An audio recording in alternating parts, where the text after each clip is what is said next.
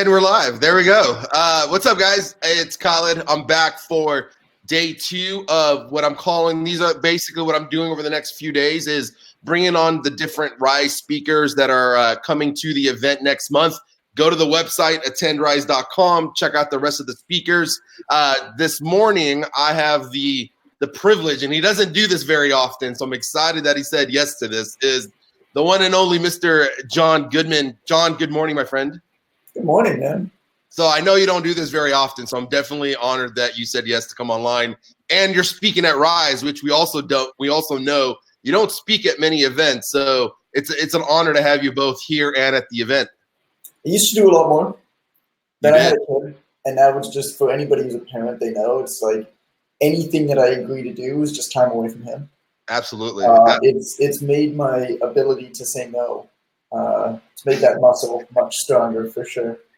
But wait, we're all honored that you said yes. So I'm honored that you said yes. So I wanted to so online training, man. Like I wanted to kind of dive right into this because this is the hot topic right now in the industry is online training, and like you're noticing it with OTA and the authority you have being the only certification that certifies trainers to go online.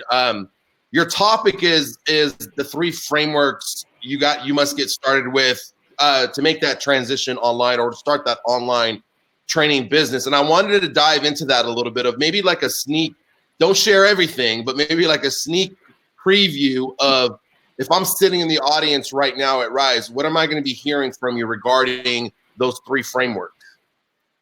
Yeah, I mean, you talked about how, online training is like the hot new thing. It's like, it ain't for people who have really been paying attention. We've been working with trainers to transition part-time to full-time online since 2013 because we just recognize. I mean, one of the biggest advantages. So I run a platform called the Personal Training Development Center, and one of the biggest advantages of having a platform is you have this huge amount of research. You have this massive audience that we can figure out what the problems really are around the world, and this is actually pretty rare in the fitness industry. Most people who speak to trainers have a very small fraction of the audience that they speak to. And, like a certain certification only speaks to people certified with that in that country. Certain educators only work with people in that country, as opposed to us, we kind of were like Switzerland. We kind of went around everybody. And, we have, for the Online Trainer Academy, for the certification, we have students in over 83 countries that we know of. So we're able to get this kind of worldview of what trainers actually need and bring that down to the principles. For anybody who's read anything about Ray Dalio, he's kind of popularized the idea of principles. He's the largest hedge fund, runs the largest hedge fund in the world, Bridgewater. And what's particularly interesting about that for what we're doing is if somebody's done one thing one time and had success with it, I have zero confidence that there's anything that I can learn from you that's valuable. And I think that'll segue nicely into what I'm going to be speaking about at your event. I mean, we've sold now to over 30,000 online trainers. Wow. In over 83 countries. We've kind of figured out a few things that are global principles and what you need to have in place to make this work. Not just today, like there's always going to be things that you can do to game the system for a very short period of time. And what we actually move quite a bit slower than a lot of the other folks out there. But I do that because I just have no way of knowing quickly whether this is actually important or not. And I'm not willing to jump on every trend in the hopes that I catch one that's going to be important for a very short period of time and game with it and get a bit of a spike. I'd rather just kind of grow like this. And when something proves to be really valuable, well, then we take our resources and invest into it and figure out how to do it best and plug it into our system.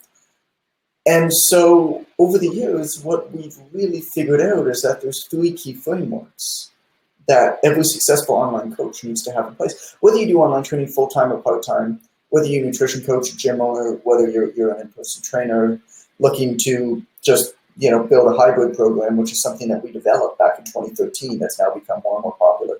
It's always been our most popular option, but it's becoming more popular because we popularized it. because it's what the fitness industry needs to kind of evolve. Yeah.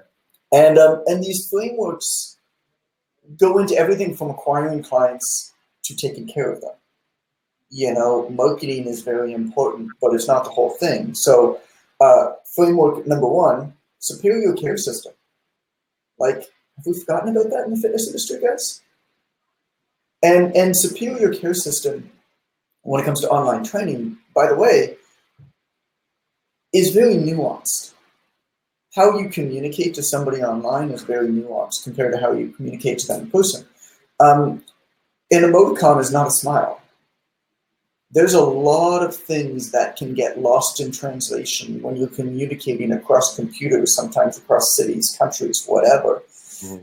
You need to be a much better communicator. You also need to be much better at skills like motivational interviewing, because you can't be reactionary to the same extent that you can be. In addition, when it comes to taking care of clients and assessments, and assessing them and programming them, for example, you need to understand that there's a lot of things that you might do in person that you just can't do online, and that's not necessarily a bad thing. I'll give you just one example. In assessments in person, you want to favor validity, pretty highly. Yep. Like, you're going to try to get a valid assessment. It's kind of funny because most assessments that people do in person, like especially body fat assessments and stuff like that, are not even valid anyway. But most trainers don't even know that.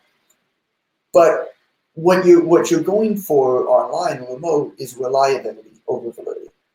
And so the assessments you choose and how you're going to work with the client on an ongoing basis and work to improve them is going to completely change as a result of that. Very nuanced things that you would never know unless you do it over a period of time. So that's superior care system. Precise pathway.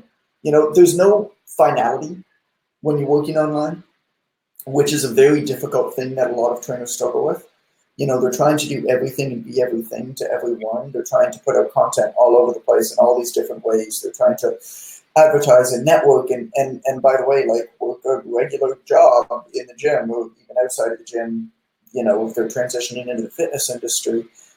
Well, if there's no precise pathway and there's no finality to the information and to the tasks that they're doing, a couple of things happen. One is they're never going to do a job of everything because they're just going to hop from one to the next. But the other is they're never going to have that personal permission to take action on something.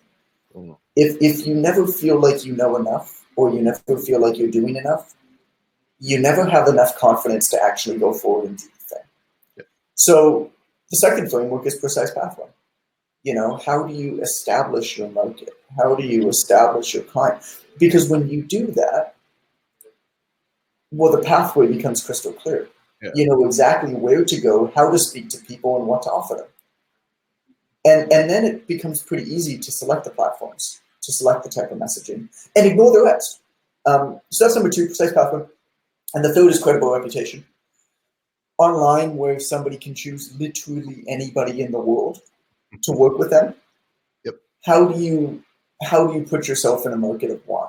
How do you make it so that you're not selling? Because if you have to sell to people online and they haven't heard of you and they aren't already pre-sold on you to some extent, it's a race to the bottom. You're going to be competing against people who are way better marketers, who've got way bigger budgets than you. It doesn't even matter how big you are. You're always going to be competing.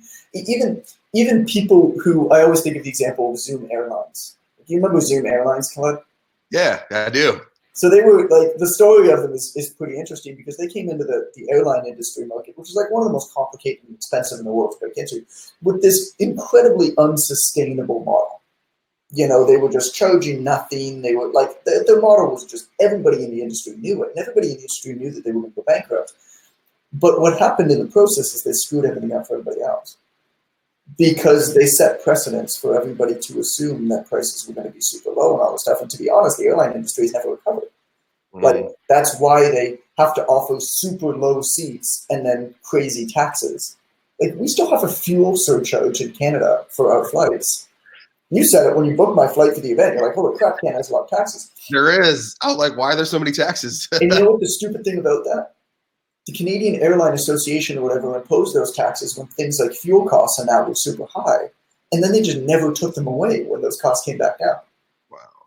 And a lot of that is because there's this precedent that's been set for incredibly low seats, and it's just not sustainable. So like, if you my reason for this is, if you commoditize yourself, if you don't understand how to create credible reputation, which is the third framework, well, you're going to compete, and if you compete, you're going to have a race to the bottom, and you're going to commoditize, and it's going to be heck frustrating, because even if you're better, you're still going to compete with people who are worse but louder, Mm-hmm. and are willing to do things and say things that you're not willing to do or say, and they're going to screw everything up for you.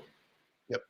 As opposed to creating this credible reputation where people seek you out and ask you, how can I train with you? And at that point, it's kind of irrelevant. So all the things kind of go together, but that's what I'm going to be hitting on. We're actually going to be drawing out the model, so everybody will be able to actually go home with the model. I don't have any slides. I just kind of draw on a whiteboard.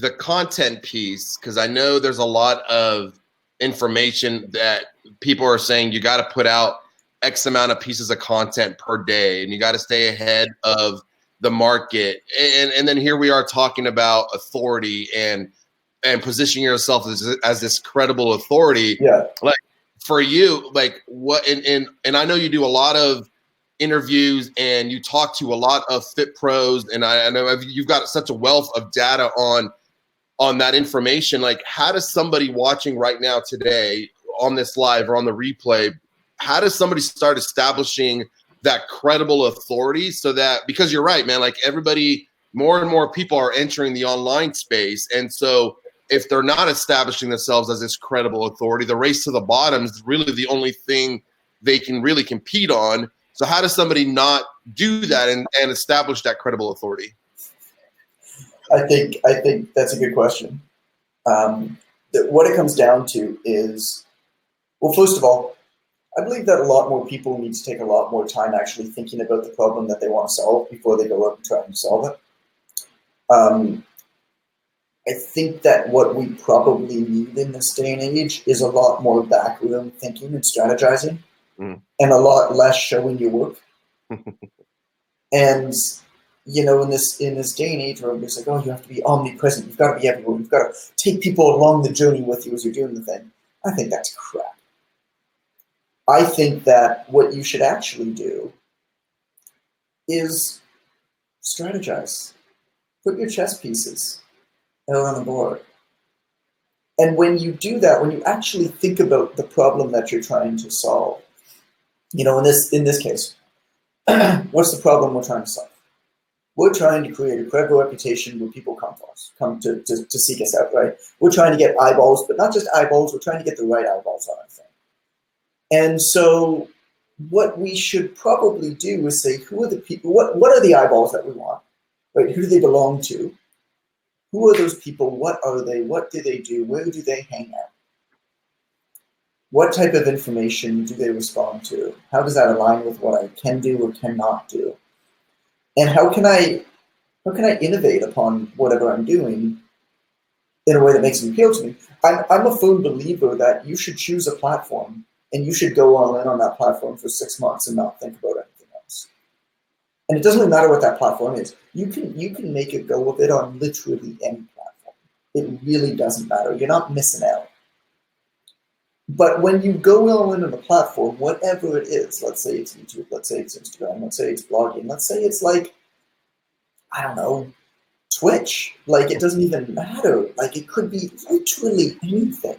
But when you go all in on a platform, that means that you become much better. So if you want to write, become a much better writer, right? Take lessons, get taught how to write. If you want to be on video, do improv classes, take public speaking classes, improve your skill set on that thing that selects for. And then work to really understand that platform inside and out, network within that platform, right? Meet other people who you can maybe create partnerships with within that platform. All of these things are impossible to do if you try to do too much at once. Yep.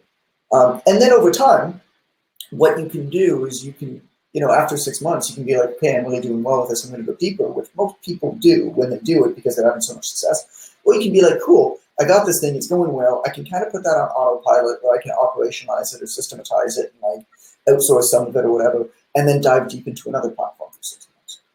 we, like, for anybody following the P2DC, we just started producing our own content on Instagram. Like 3 weeks ago, we just started. But you know what we were doing up until then? We were just syndicating. We just created an account for personal trainers that said our goal with this account is to share the best information in the world. Because I basically looked at it and I said, this is going to be a priority at one point, but it's not right now. Yep. So what can I do that takes the least amount of effort, least amount of money, that puts us in a position so that when we're ready to use this thing, right, we'll be in a good position. So all that I did is I created a massive spreadsheet of accounts that were basically vetted. I had like 40, 50 accounts that were vetted. And I've actually never told anybody this before, of how we did it. Created this massive spreadsheet, worked with my team to create, we had over 1,000 posts, and we basically had a process for keep adding to them. But in all of these accounts, we looked for pieces of content that they put out on Instagram that outperformed the rest of their account. So I wasn't looking for things that necessarily just did well, because you might have had a popular account or a popular personal brand or something, and like stuff does well. We looked for stuff that outperformed their account, because that was an indication that there's something about that. There's some like secret sauce to that thing. And then my team just basically copied, like syndicated it, right? I mean, full attribution. Other people loved us because we were sending them tons of traffic. We grew our account from 15 to 58,000 people in 4 or 5 months of doing this. Wow. So that now that we're ready to take back over and produce unique content, which is what we've done on Instagram, well, now we have an account of 58,000 of our perfect people because we were syndicating content that we knew that they would like, that gathered them in. I mean, that's kind of how you do it. We didn't tell anybody we were doing this. We just created a syndication thing. We weren't like showing our work. We were just doing the work. Mm-hmm. That's what you need to, and like, you know how much that cost me and how much time that took me?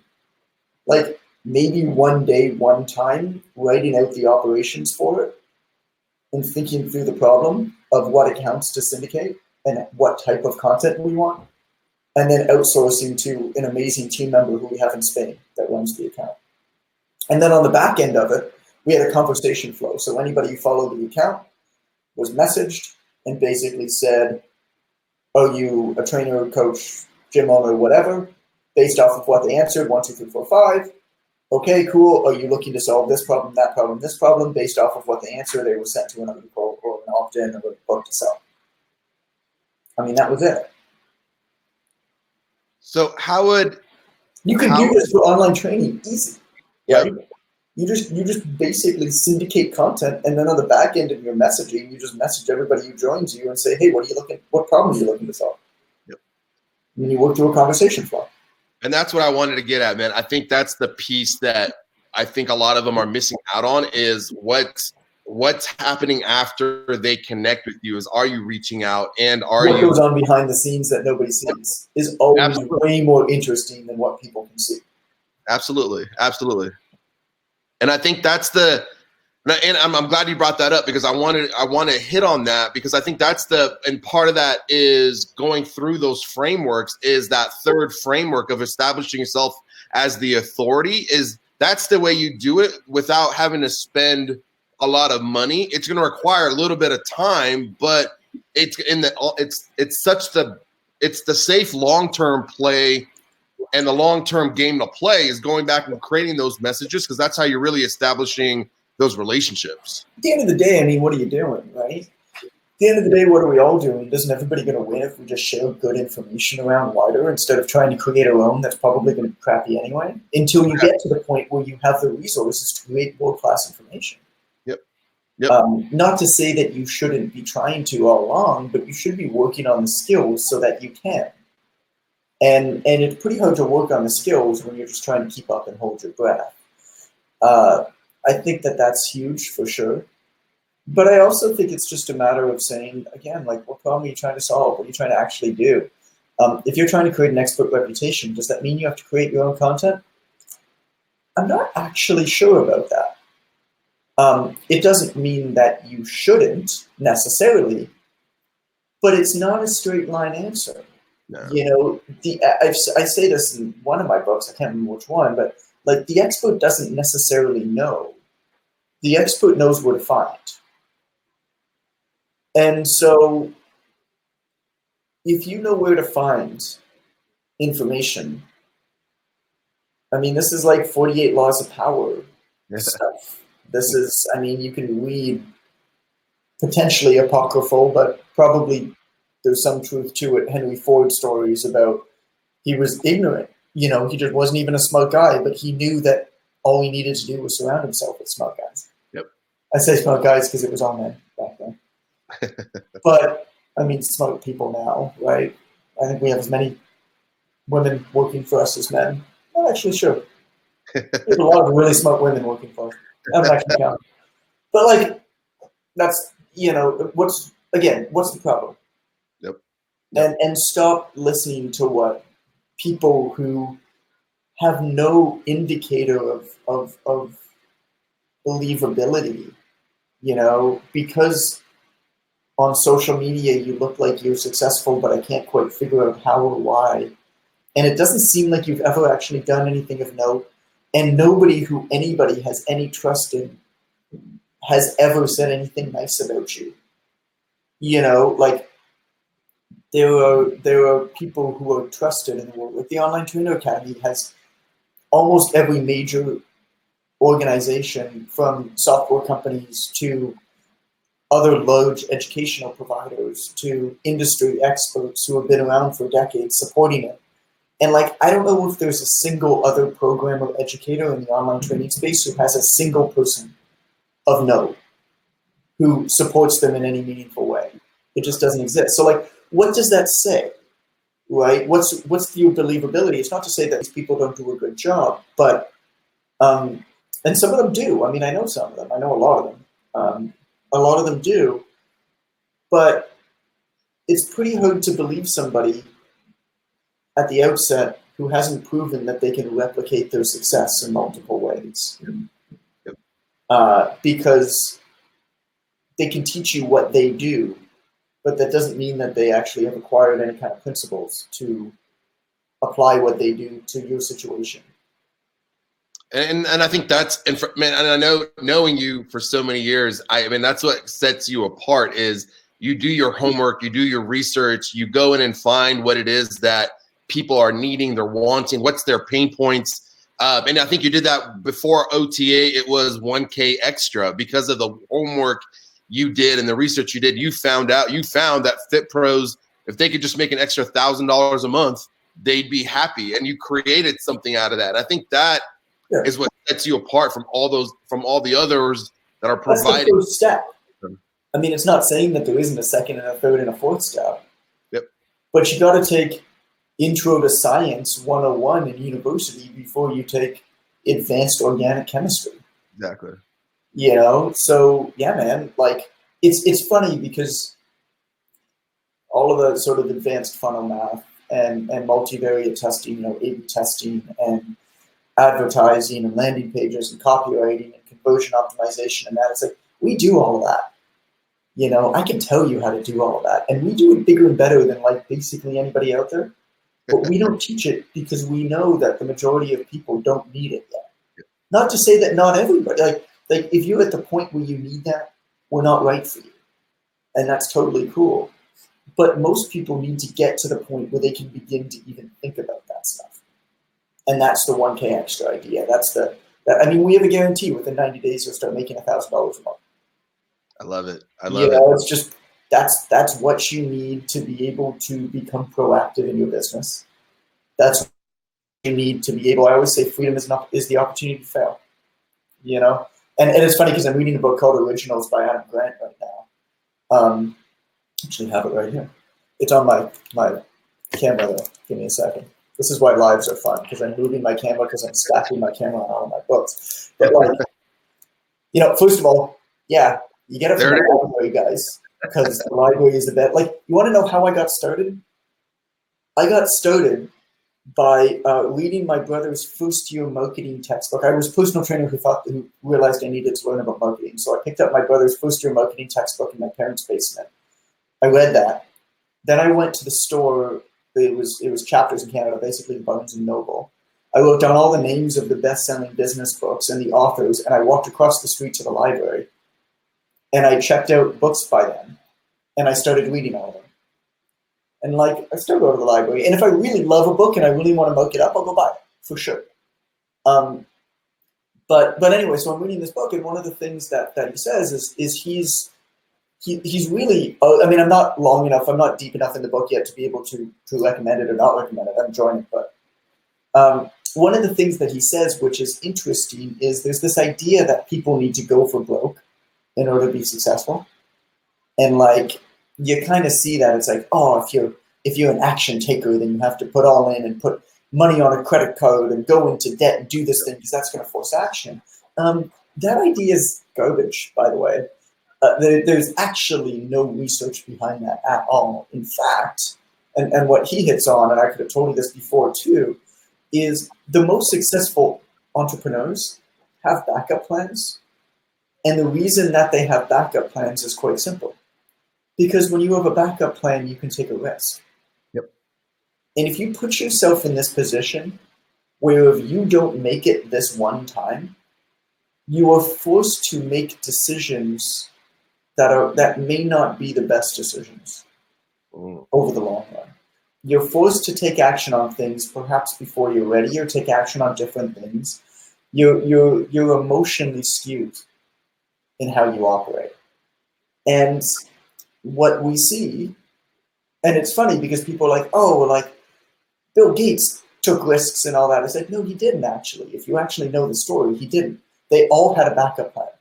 They all had a full-time job. They all didn't completely, like there's like the Zuckerbergs who like left Harvard, maybe.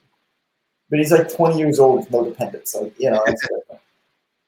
They all had jobs. They all had backup plans. They all planned to go back to school if it didn't work. It just wasn't, it's just not how things are, because that allowed them to take the risks, to buy their time until they recognized the opportunity for what it was, to do the research that they needed to do to figure out what the problem actually was. I don't remember why we started talking about that. No, it's a great point, and I think it just goes back to, and I see it in some other groups of people wanting to, other fitness groups of wanting to, like, should I shut down my brick and mortar now and just go all online and just and not really, like, I've seen that question pop up a couple times. I don't want you to go into debt. I don't want you to, being in debt is the worst thing that you could do. I don't want you to go into debt to buy anything you do. I want to give you enough free information and teach you how to begin to reverse that trend and take the steps to reverse that trend. That means, again, look, there's a pattern to what I'm saying. Defining the problem. How much money do you need? Okay. Well, like, you're going to work really hard for a period of time. Yeah. And like, I get it. Everybody comes from different situations. I mean, I've got a kid. I know how busy it is. But like, at one point in your life, you might have to do something that you don't want to do for the rest of your life, which means staying up super late or whatever, and losing out on a lot of sleep. It's not like the healthiest thing ever, but like, you might need to do that. But the point is, keep your freaking job. Like, at one point, you're going to need to take a leap, but when you go and take that leap, you should have already started. Yep. You should be confident that this thing will work. You should have figured out that, okay, well, if I need to make $4,000 a month, whatever, $3,000 a month, $7,000 a month to pay my fees and dependents and whatever, you should know that, first off, which I think a lot of people don't know how much they need. Yeah. But then you should say, okay, well, like, when I get to the point where I'm doing this basically in my side hustle, in my moonlight thing, then I can take a leap because now I know that I'm safe. Versus like jumping, the biggest problem right now is thinking that it'll like happen super quick and it's super easy. If you wait to market something, anything, until it's ready to go, you're 4 to 6 months too late. Like, that's where the backroom scheming comes in. You can't start to market something when it's ready. It just doesn't work. Doesn't work that way anymore. You can't buy attention to that extent. I mean, you can, but it's very expensive. And as we know, most fit pros don't have that kind of money, right? I mean, a lot of them are just trying to get by right for the most part. And so Sure. I want so you're going to be 20 or 30 grand in the hole yeah, exactly. before you figure out what you're actually doing, and you'll probably figure out that you had invested in the wrong thing because it's not actually what you want. Yep. That work needs to be done before you go in the hole, because once you're in the hole, you're in the hole. Yeah. Like at that point, if you're digging farther down. Yep. Doesn't mean you can't eventually get out, but it's a heck of a lot harder, man. So right now, if I'm watching this and I'm watching the replay, like for you used to host an event. I know you've gone to events. Like for how have events helped you? And I'm kind of setting this up as if I'm on the fence of attending Rise, like what would you say to that person? Events are the best place to meet people who are coming up in the game like you. That's as simple as it is. The information that you're going to learn from the speakers on the stage is so irrelevant in terms of how successful you're going to be than the relationships you're going to build with people at the event. To the point where my goal in speaking at your event is to help people understand whether online training is something that they should look into. It's not to teach how, I can't teach how to do anything in 45 minutes. Yeah. Just doesn't. Everybody's going to come at you with crazy, I figured out this thing, and here's this thing that's going to change your life. It's like, nah, I can't. I do think that I have this thing that might be able to change your life, but I can't even begin to talk to you about that. So my only job in speaking at your event is to be able to arm your audience with enough information to say, yeah, this is worth looking into. And then they're all getting my book, so that if they decide that it's worth looking into and they want to go deeper, they can go deeper. That's what you look for in an event. You look for inspiration, you look for contacts. So that, I think that the most valuable skill anybody can have is resourcefulness. Mm-hmm. And I think resourcefulness is again, asking the right questions. Because if you ask the right questions, you can figure out anything these days. And usually very cheaply or for free. Absolutely. But also, resourcefulness is knowing people. And like, if you met somebody one time and shook their hand, like if I met somebody at your event and they shook my hand and then sent me an email and said, I'm trying to figure out this thing, I'd probably respond to the email. If I've never met anybody and they sent me an email, it probably wouldn't even get to me. We have filters through that just because I just can't. I just wouldn't be able to get anything done. That's the benefit of an event. It's not what happens at the event. It's what happens after. Yep. It's that resourcefulness. And I think, and if you guys didn't hear that, that's why I'm going to your event. What's that? That's why I'm going to your event. I love that you're going to my event. If I can send out an email and speak to 100,000 personal trainers, why would I go to an event and speak to a couple hundred? Exactly. Exactly. That's the power of meeting people face to face and shaking hands, knowing that over the years, those connections are going to be so valuable. For sure.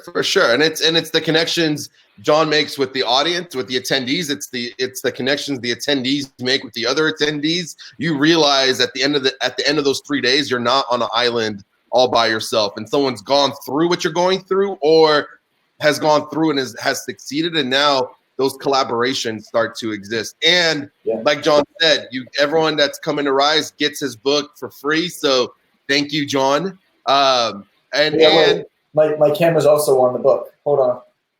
I'll show it. Show us the book. There you go. It's beautiful, isn't it? It is. There it is. So everybody gets a copy of John's book when they come to Rise. And like I said, today is the last day to buy one ticket, get one free. That ends today. So John, I don't want to take up too much more of your time. I know you got Calvin and the family you got to get to, and I'll see you on Thursday. I'll be in Toronto on Thursday. But hey, thank you for coming on and taking time today to talk to my audience, go live with us, and share what you'll be talking about at Rise. You got it. Thanks, buddy. Appreciate it. Later, guys.